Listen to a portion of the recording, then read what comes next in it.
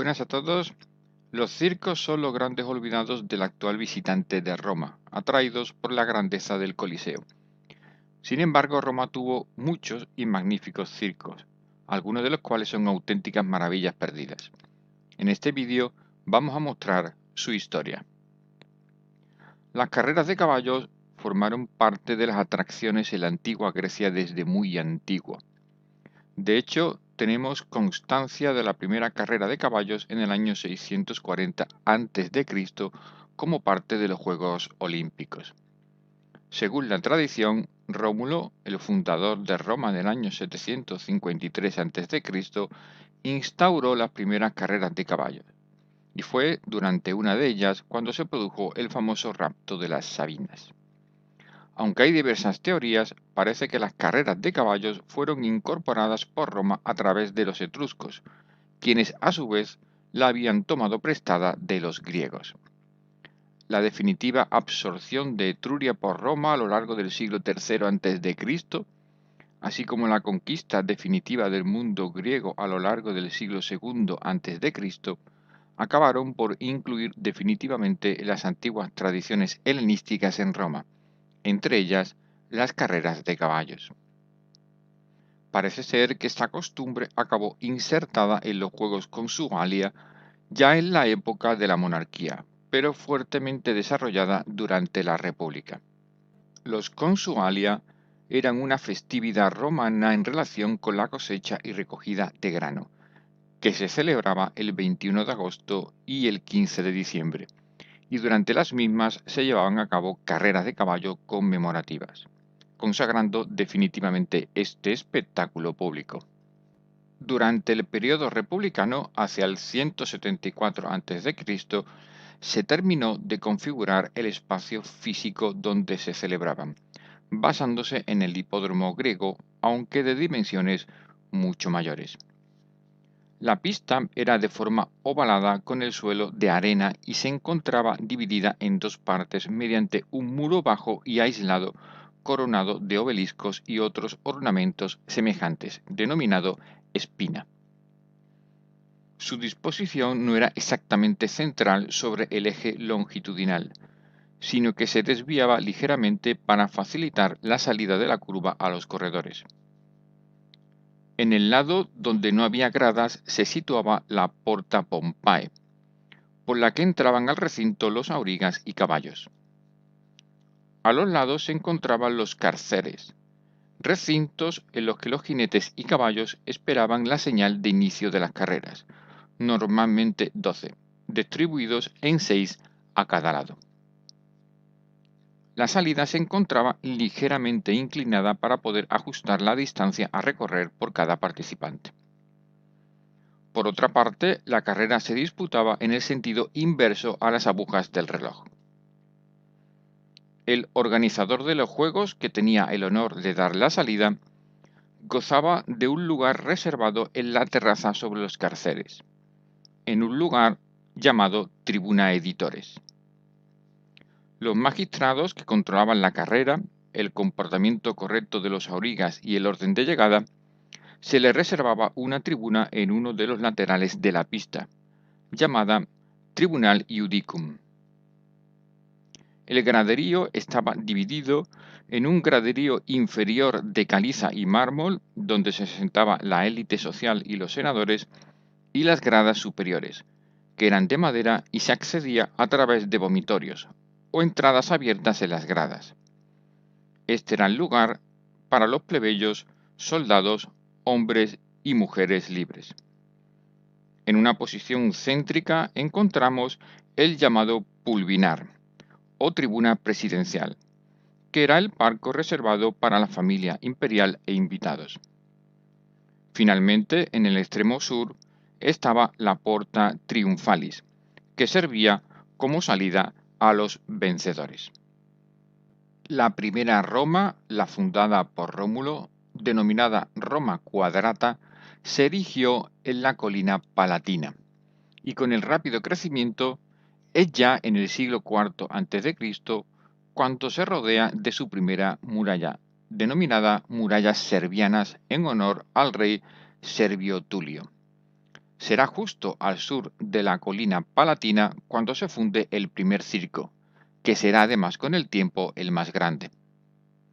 En efecto, aunque hay indicios de otros circos posteriores de época republicana, será el Circo Máximo el que cree el modelo de todos los demás. Aunque el visitante actual de Roma suele concentrarse en el Coliseo y foros, lo cierto es que Roma estuvo repleta de maravillosos circos, que sin duda merecen una atenta mirada. El Circo Máximo debe su nombre al dictador Valerius Maximus, quien tras una revolución política en el año 494 a.C., creó la institución del tribuno de la plebe, esencial en la historia de Roma. Tras sucesivas mejoras y ampliaciones, como las de Augusto, Claudio o Nerón, en parte debido a destrucciones por el fuego, parece ser que fue el emperador Domiciano quien en el año 80 la dotó de su forma y estructuras definitivas. Acabó teniendo 621 metros de longitud y 118 metros de anchura, siendo capaz de albergar hasta 350.000 espectadores. Fue la mayor construcción arquitectónica jamás construida por los romanos, y a día de hoy no ha sido superada su capacidad por ningún estadio del mundo. En su centro, como espina, se situó el inmenso obelisco Flaminio, de casi 24 metros de altura y 235 toneladas. Construido durante el reinado de Seti I y Ramsés II en el siglo XIII a.C., y transportado a Roma por Augusto en el año 10 a.C., en 1589 fue reubicado frente a la iglesia de Santa María del Popolo, donde hoy en día se encuentra. El Circo Máximo ocupaba además un lugar destacado al que podían acceder los emperadores fácilmente desde sus palacios en el Palatino. Esta maqueta, creada en la década de 1930, muestra el Circo Máximo en toda su magnificencia y rodeado de edificios. A la izquierda se observan los diferentes palacios de los emperadores en la colina Palatina. Aunque su función principal eran las carreras de caballos, sabemos que fue usado en ocasiones para ejecuciones públicas. Además, durante el emperador Diocleciano a finales del siglo III, una sección del graderío superior se vino abajo, matando a 13.000 personas, lo que demuestra que el conjunto estaba habitualmente saturado de público. Aunque cayó en desuso después del siglo VI, su imponente planta se yergue aún hoy a los pies del Palatino. Sabemos además que la mayor parte de sus estructuras siguen bajo tierra, y hoy en día continúa imponente como tributo de la grandeza de Roma. Sin embargo, aunque el Circo Máximo fue el más grande, Roma dispuso de otros circos igualmente importantes e históricos. De hecho, el visitante actual del Vaticano no suele darse cuenta de que está pisando un antiguo circo. En efecto, al otro lado del Tíber, junto a la colina vaticana, Calígula comenzó y lo terminó Nerón hacia el año 60 después de Cristo, un imponente circo, aunque en este caso parece que tenía un uso exclusivamente privado. Este circo disponía además de un obelisco egipcio trasladado desde la ciudad de Heliópolis a Roma por Calígula en el año 37 después de Cristo. La importancia histórica de este circo es trascendental, ya que después del incendio de Roma en el año 64 reinando Nerón, es bien conocido que los cristianos fueron señalados como culpables, según la tradición, citado también por Tácito. Sabemos que muchos cristianos fueron ejecutados en este circo. Entre los años 67 y 70 después de Cristo, el apóstol Pedro, según la tradición, fue crucificado. Hay fuentes que indican que la ejecución se realizó entre los límites de la Espina. Con todos estos datos, Pedro solo pudo haber sido martirizado en el circo de Calígula Nerón, puesto que sabemos por las mismas fuentes que fue enterrado al norte del exterior del circo. El circo cayó en el abandono durante el reinado de Vespasiano, vendiéndose el terreno para uso privado y tumbas. Como la tradición mantuvo que la tumba de Pedro se encontraba allá, el emperador Constantino mandó erigir en el siglo IV una basílica sobre la tumba de Pedro y utilizando parte del terreno del antiguo circo.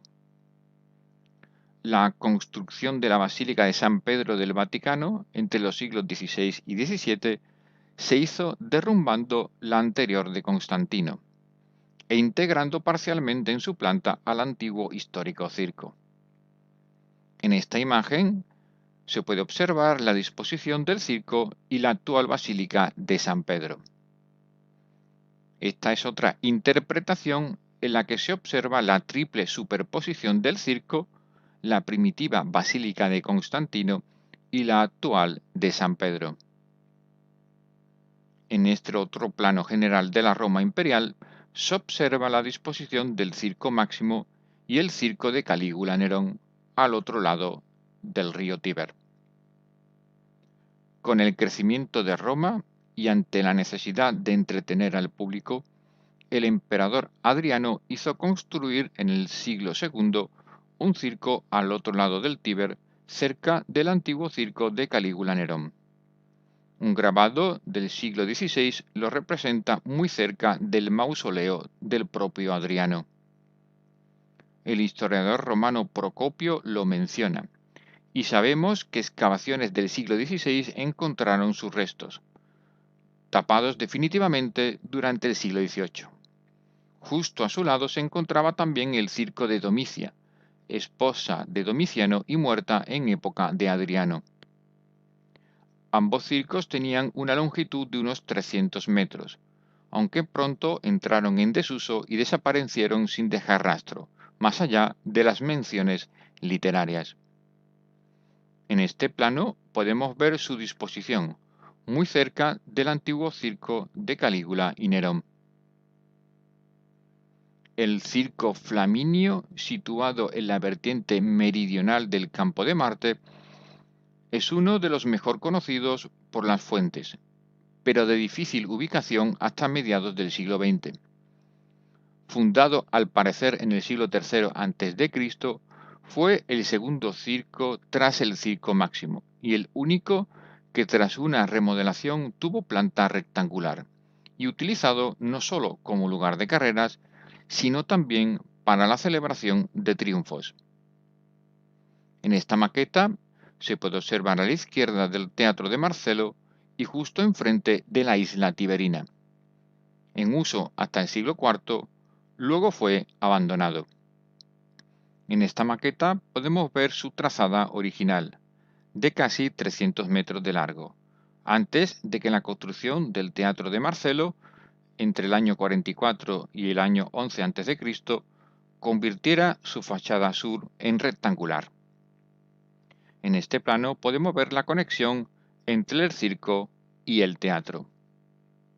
Hoy en día no existen vestigios visibles del circo.